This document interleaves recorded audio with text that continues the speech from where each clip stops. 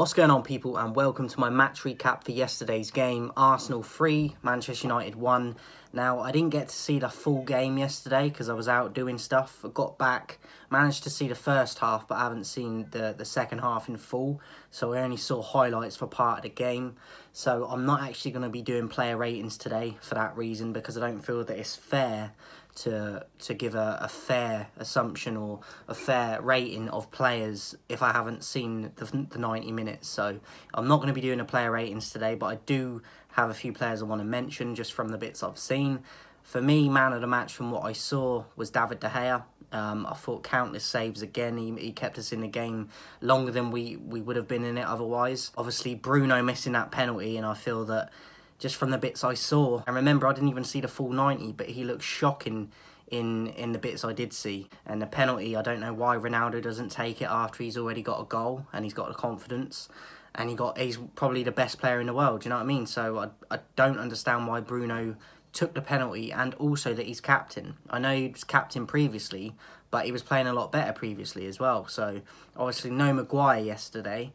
He was on the bench. We changed things around and it still went tits up. So I think this just puts a magnifying glass on how deep-rooted the problems are at this club with the players. McTominay coming back in, from what I saw, again, I feel he should have scored a header. I think he got bypassed in the midfield easily as well. So yeah, Telles as well, another one, probably at fault for at least 2 of the goals. I like Telles, but I can't defend him yesterday. No pun intended. Like, I think it was one of the worst games I've seen him have. He was just all over the place. I'm hearing that the subs that come on, Rashford, Lingard and Mata, I'm hearing that they didn't do well either, but that's not a shock because that's been happening a lot as well with the subs. It's like we don't have substitutions when they come on because they don't influence the game. I think Ronaldo, obviously coming back for his return yesterday, gets the goal, actually scored another one which was called for offside. Could have had a hat-trick if he had took the penalty, and the other one was an offside also. So I thought Ronaldo was one of the bright sparks yesterday, but I do think David De Gea was man of the match. And I think Bruno, if I was to give a rating from what I saw, I'd give him a 2, and Telles a 3. I think those two were the most at fault, and then I'd probably go McTominay. But overall, other than De Gea and Ronaldo, everyone else was average or below, so it's not great. Some people saying Sancho did well, but I think he was average at best from what I saw. At least we scored, and I don't think we played massively bad throughout the whole game, but we didn't take as many chances as we could have. And defensively, we were all over the place again, and there was a few VAR decisions that didn't go our way, which is debatable. But I don't want to blame the game on, and that's why we lost because we didn't get certain decisions, because we do get a lot of decisions in our favour as Manchester United. So I'm not mad at the VAR decisions, to be honest. I think some of them are debatable, but I don't necessarily feel like it would have changed the outcome of the game. I think Arsenal were a better team and deserved to win, but I don't think we were terrible. I don't think it's one of the worst performances of the year, but it wasn't great. I think Ranić bringing McTominay back in, he hasn't got a lot of options at the moment, to be honest, so I'm not too mad on that, but I think, again, I wasn't impressed with what I saw. It's annoying because I'm hearing Mabry got a start for the under-23s or something after his cameo performance against Liverpool. He should have been playing in this game for me, Mabry, and you reward him with a start in it, basically reserves, youth reserves. Do you know what I mean? I didn't like that, and I think Mabry should have been involved in this game also, even if you don't start him. I mean, I'm not surprised by the result. I think we're going to be lucky to get Europa League football at this point, even conference. But again, man of the match for me would be David De Gea. Countless saves again.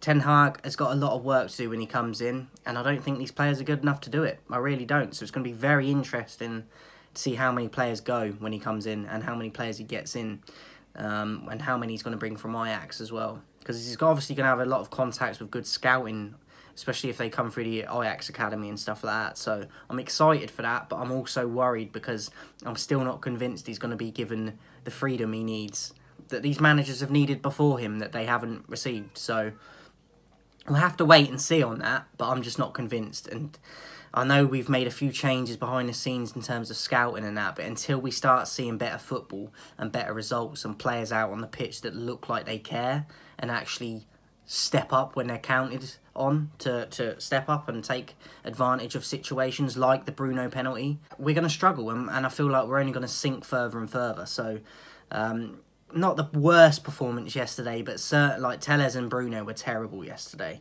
The penalty from Bruno, the run, like, I think this is a problem for a lot of players. I see Jorginho miss one today for Chelsea. Got a penalty and he did the stutter run up, and I think his penalty was worse than Bruno's, and his was on target. And that says a lot, because he just side foots it, kicks it a little bit more with a heel of his foot, and he looks stupid because of it. And he's got a great percentage record for penalties converted, and I think his was worse than Bruno's. But what I was saying is these run-ups and stutter run-ups, whatever happened to just running up and taking a penalty and kicking the ball?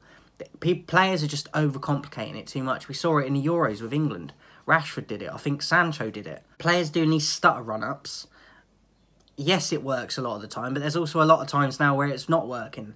And I think you look stupid when it's not working now. So I'm more of the old school. Just run up and smack it, or run up and place it somewhere. But don't run up and then stop and start and stop and start, because you look stupid and then you miss. I think part of the problem with that penalty was the run-up. They're overthinking it. They're trying to trick and be too clever, and it doesn't work. So I would have let Ronaldo take the penalty as well. I don't understand that. De Gea or Ronaldo should be captain for me as well, especially when your other captain, Maguire, is not playing, even though I don't think he should be captain. For the next game as well against Chelsea, I do see Maguire coming back in, probably for Lindelof, which I don't necessarily agree with, but I think we all know that that's going to happen. And this is part of the problem at the club, and these sort of things need to be ironed out and changed when Ten Hag comes in, because these players and how it's being run is not working, and they're not good enough for me. So not surprised by the result yesterday. Let me know your thoughts in the comments on how you felt we did, if you feel like the scoreline was justified, and if the balance of play was justified in the scoreline, because it was a bit of a weird one. I do think they were better than us, but I don't think that they dominated. Do you know what I mean? So disappointing result though, nonetheless, but it's the manner again in which we lose is the problem a lot of the time. Before I go, 2,000 subscribers by the 1st of June is the target, guys. I can only do it with your support. So make sure you're subscribed to the channel. The notification bell's clicked on, so you know when I go live or put up videos. Yeah, I can only do it with your help, guys. So come and join me on the road to 2,000. Let's try and get there before the 1st of June. And I have noticed them going up, guys, so I am seeing it. I appreciate the support. Make sure you come along and join the journey. I'll speak to you guys soon.